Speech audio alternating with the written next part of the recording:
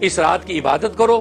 اس عبادت کے لیے میں نے آپ کے سامنے موضوع پرچے رکھ دیے ہیں، اور یہ پرچہ میں سمجھا دیتا ہوں آپ کو۔ اس کے اندر ایک بڑی اہم دعا ہے جو بزرگان دین سے چلی آ رہی ہے، آپ اس دعا کا اہتمام کر لیں گے، انشاءاللہ پورے سال آپ کے مزے ہی مزے ہیں۔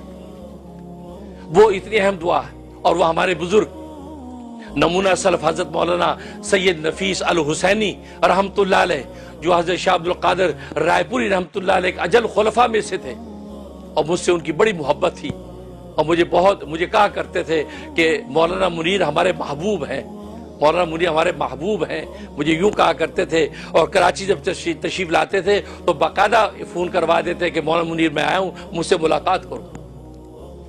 اپنے وقت کا بڑا ولی سید نفیس الحسینی، اور پاکستان کے نمبر 1 خطاط، یہ آپ کو بہت سے خطاطی کے جو نسخے لکھے نظر آتے ہیں، وہ سید نفیس الحسینی، یہ ان کے لکھے ہوئے ہیں۔ النفیس کے نام سے ان کے سائن بھی آپ نے دیکھے ہوں گے بہت سے جو توغروں کے اوپر، وہ شخصیت ہے، اللہ نے ظاہری بات جو حسن سے نوازا رکھا تھا۔ انہوں نے یہ جو ہے دعا باقاعدہ پرنٹ کروا کے جو ہے تقسیم کری اپنے جو متوسلین کے اندر، وہ میں دعا لے کے آیا ہوں، اور اس کے پرچے بار موجود ہیں، اور اس رات کے اندر آپ نے جو عبادتیں کرنی ہیں وہ میں نے اس کے اندر لکھ دی ہیں۔ آپ ان عبادتوں کر لیں، پھر آپ دیکھیں آپ پورا سال اللہ تبارک و تعالیٰ کی کیا رحمتیں آتی ہیں۔ یہ جو دعا ہے، اس دعا کا طریقہ یہ ہے، مغرب کی نماز جب آپ پڑھ لیں گے، اور یہ سن لیں اس سال یہ جمعرات کی جو رات ہے یہ شب برات ہے۔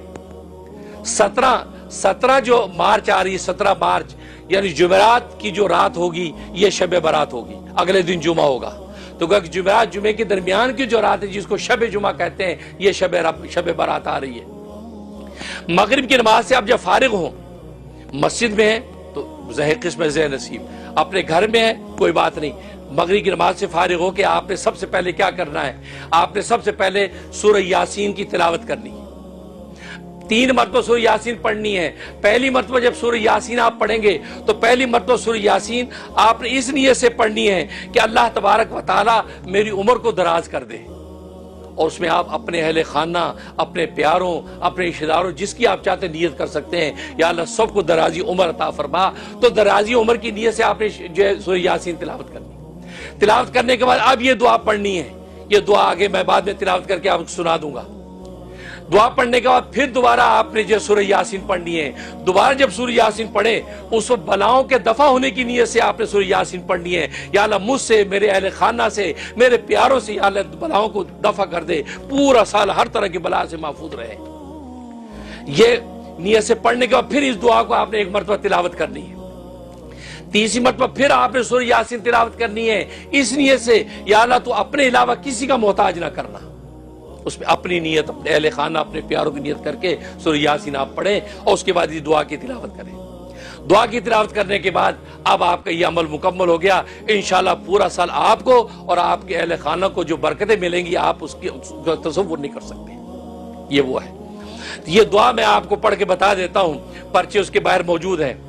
دعا یہ ہے، اللہم یا ذا المن ولا یمن علیک یا ذا الجلال والاکرام یا ذا الطول والانعام لا الہ الا انت ظہر اللاجئین وجار المستجیرین وامان الخائفین اللہم ان کنت کتبتنی عندک فی ام الکتاب شقیا او محروما او مطرودا او مخترا علی فی الرزق فامہ اللہم شقاوتی و حروانی و تردی واختار رزقی و اثبتنی عندک فی ام الکتاب سعیدا مرزوقا موافقا للخیرات فإنك قلت وقولك الحق في كتابك المنزل على لسان نبيك المرسل يمحو الله ما يشاء ويثبت وعنده أم الكتاب إلهي بالتجلي العظم في ليلة نصف من شعبان المكرم الذي يفرق فيها كل أمر حكيم ويبرم أن تكشف عنا من البلاء ما نعلم وما لا نعلم وما أنت به عالم إنك أنت العز الأكرم وصلى الله على سيدنا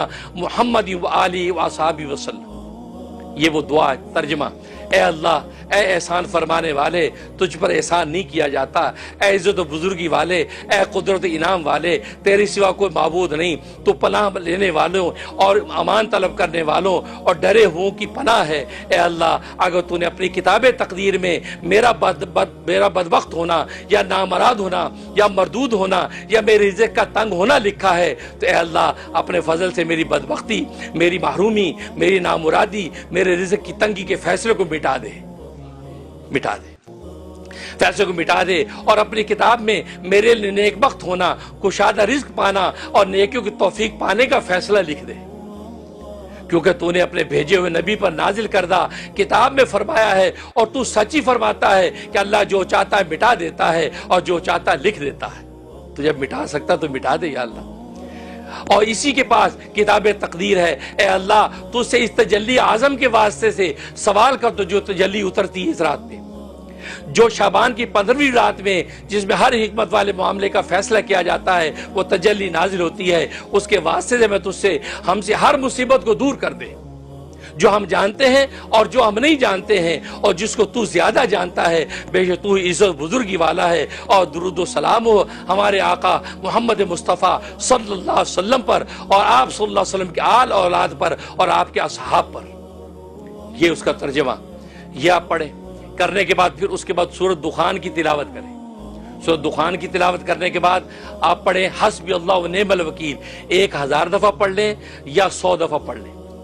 اس کے بعد پڑھیں یا حی یا قیوم برحمتک استغیث، 1000 دفعہ پڑھیں یا 100 دفعہ پڑھ لیں۔ اس کے بعد صلاۃ التسبیح کے نوافل پڑھ لیں، اور اس کے بعد جو ہے آپ درود شریف پڑھ لیں، یہ والا اللہم صلی وسلم بارک علی سیدنا محمد و آلہ و صحبہ الف الف مرتین، 3000 مرتبہ پڑھ لیں یا 300 دفعہ پڑھ لیں۔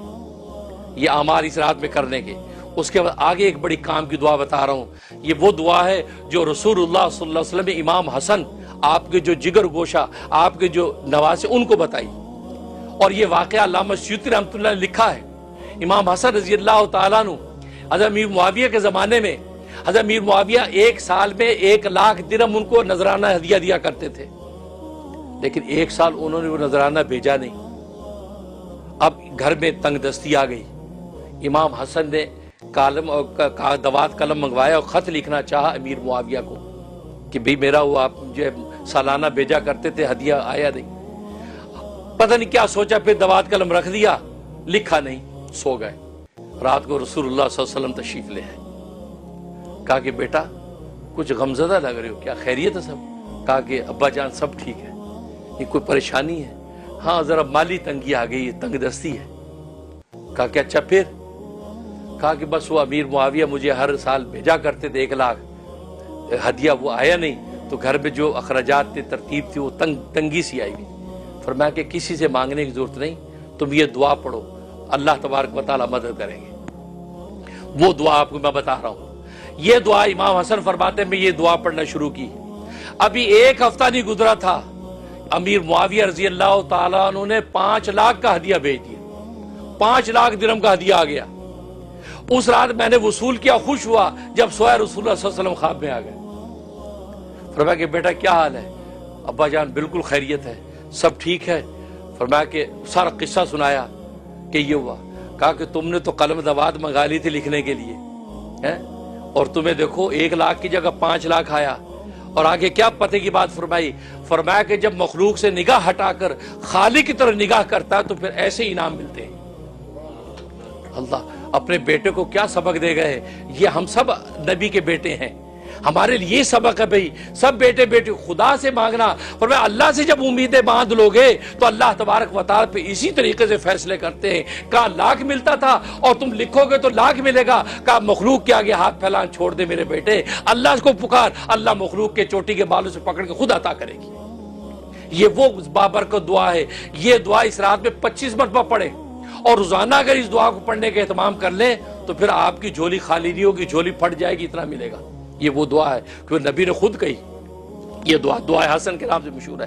فرمایا اللہم اقذف فی قلب رجاءک وقت رجاء من سواک حتی لا ارجو احدا غیرک اللہم وما ضعفت عنہ قوتی وقصر عنہ عملی ولم تنتهی الیہ رغبتی ولم تبلغ مسألتی ولم یجر علی لسانی مما آتیت احدا من الاولین والآخرین من الیقین فخصنی بہ یا ارحم الراحمین۔ آگے حوالہ لکھا ہوا ہے اس کا ترجمہ، اے اللہ پیدا کر دے میرے دل میں تو اپنی امید و توکل کو، پیدا کر دے میرے دل میں تو اپنی امید و توکل کو، اور کاٹ دے میری امیدوں اور بھروسوں کو تو اپنے غیر سے میری امیدیں کاٹ دے۔ اے اللہ، اور وہ امید و توکل کہ کمزور ہوگی یہ جس کے پانے سے میری طاقت، اور کم ہو گیا اس کے مطابق میرا عمل، اور نہیں پہنچ پائی اس امید توکل تک میری رغبت، اور نہیں پہنچ سکا اس امید توکل مانگنے تک میرا سوال، اور نہیں جاری ہو سکی میری زبان پر اس امید و توکل کو مانگنے کے الفاظ جس امید و توکل میں سے تو نے کسی کو بھی حصہ عطا کیا ہے اولین و آخرین میں سے، پس خاص کر دے مجھے یقین و توکل کی اس دولت کے ساتھ اے سارے جہانوں کو پالنے والا۔ دیکھو پوری دعا میں امید و توکل مانگی جا رہی ہے۔ یہ وہ سبق نبی نے یہ راز بتا دیا کہ اگر جینا سیکھنا چاہتے ہو تو امید و توکل اس سے باندھ لو، دنیا خود آپ کے قدموں میں ڈالے گی۔ یہ جب دعا پڑھی ہے امام حسن نے، فرمایا ایک ہفتے میں اللہ تبارک و تعالی کے رحمت کے خزانے، فرمایا پھر کبھی تنگ دستی نہیں آئی۔ تو یہ وہ دعا اس رات میں 25 مرتبہ آپ تلاوت کر لیں، یہ رات کے اعمال ہیں۔ اس کے علاوہ جو آپ عمل کریں تو یہ لیل و برات جو شب برات اس کو ضائع نہ ہونے دو، اس میں اللہ تبارک و تعالی کو راضی کر لیں گے، انشاءاللہ رمضان مبارک کی دولتیں بھی لوٹیں گے۔ آمین یا رب العالمین۔